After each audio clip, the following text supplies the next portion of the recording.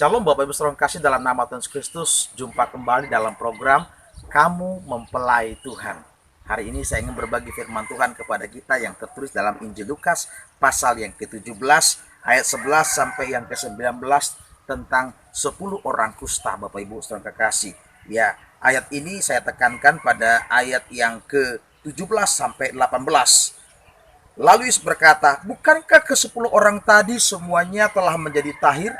Di manakah yang 9 orang itu? Tidak adakah di antara mereka yang kembali untuk memuliakan Allah selain daripada orang asing ini?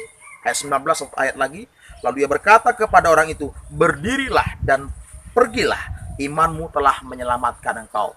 Bapak Ibu saudara kekasih, dalam ayat ini kita bisa membaca bagaimana ada 10 orang kusta yang menyadari kehidupan dirinya pertama. Saudara kasih, mereka penyakit kusta dan mereka membutuhkan pertolongan, sehingga ketika mereka tahu ada Yesus, mereka datang kepada Yesus dan mereka menjaga jarak. Ya, mereka berteriak-teriak, dia berkata dengan dari jauh, mereka berkata kepada Tuhan Yesus. Pada ayat yang ke-13 dikatakan, dan berteriak, Yesus Guru, kasihanilah kami. Nah, kehidupan ini tahu diri Bapak Ibu saudara kasih, karena dia dalam kondisi yang tidak baik, bahkan juga harus menyingkirkan diri saudara kasih. Dan ketika mereka berkata ini kepada Tuhan Yesus, Yesus berkata kepada mereka, oke, perlihatkan dirimu kepada para imam Bapak Ibu saudara kasih. Secara logika masuk akalkah ini Bapak Ibu saudara kasih? Mereka belum sembuh tapi disuruh menghadapkan diri kepada para imam. Padahal Bapak Ibu saudara kasih, bahwa orang bisa menghadapkan diri kepada para imam adalah kalau mereka sudah sembuh dari sakit kustanya.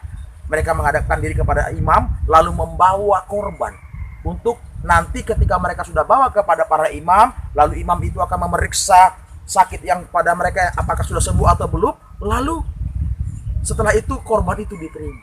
Tapi kenyataan Bapak saudara kasih, Yesus justru melakukan sesuatu yang di luar kebiasaan, yang luar biasa. Apa yang terjadi di sini Bapak saudara kasih? 10 orang kusta yang disuruh menghadap kepada para imam. Dan ketika mereka dengar taat kepada suara Tuhan itu, apa yang terjadi? Di tengah jalan mereka sembuh. Tapi sayang Bapak saudara kasih, ketika mereka sudah sembuh di tengah jalan, belum sampai kepada para imam Bapak Ibu saudara kasih, satu orang di antara mereka, itulah seorang Samaria, dia sadar, waduh, aku sudah sembuh, aku sudah tahir.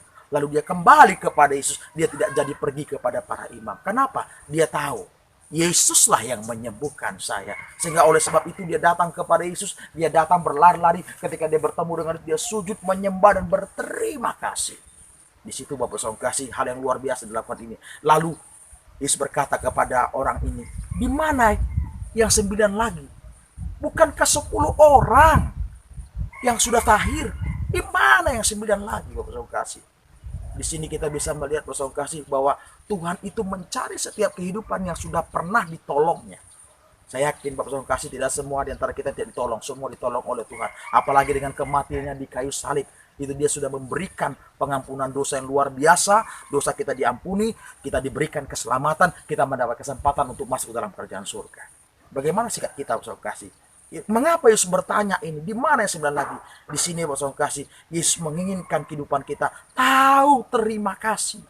Jangan pada waktu kita punya masalah kita tahu diri. Seperti tadi mereka menjaga jarak dengan Yesus. Lalu mereka berteriak dengan luar biasa. Karena orang yang penyakit kusta tidak boleh bergaul, tidak boleh mendekatkan diri dengan orang yang sehat. Bapak Ibu saudara kasih.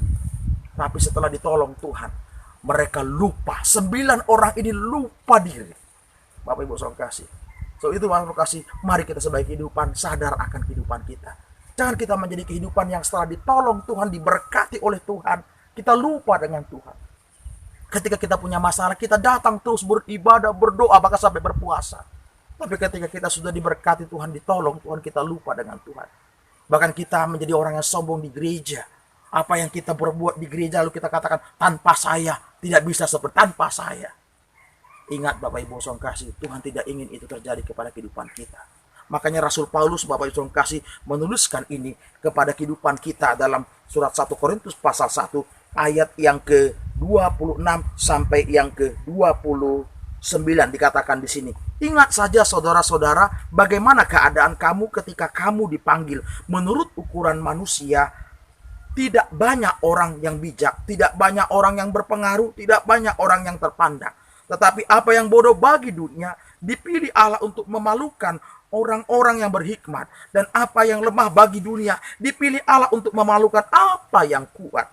Dan apa yang tidak terpandang dan yang hina bagi dunia dipilih Allah. Bahkan apa yang tidak berarti dipilih Allah untuk meniadakan apa yang berarti. Supaya jangan ada seorang manusia pun yang memegahkan diri di hadapan Allah. Bapak Ibu Saudara kasih, apalah gunanya kita mendapatkan pertolongan Tuhan, tetapi endingnya kita tidak menjadi selamat. Lihat kehidupan ini. Seorang Samaria ini yang datang kembali kepada Yesus, dia bersyukur, dia menyembah. Dia mendapatkan satu perkataan yang indah dari Yesus. Apa itu Bapak Ibu Saudara kasih? Pada ayat yang ke-19 dalam Lukas 17 dikatakan, lalu ia berkata kepada orang itu, berdirilah dan pergilah, imanmu telah menyelamatkan engkau. Ada kata keselamatan. Ya, untuk apa kita hidup di dunia ini, mendapatkan apa yang kita inginkan, tapi kita tidak mendapatkan kehidupan yang kekal, tidak mendapatkan keselamatan. Satu orang kasih, jadilah kehidupan tak rendah hati, bersyukurlah atas kebaikan Tuhan, jangan lupakan Tuhan. Beribadah dengan sungguh-sungguh, jadilah semakin rendah hati. Sebab orang yang rendah hati, itu orang yang akan semakin diangkat oleh Tuhan. Tuhan Yesus memberkati kita semua. Shalom.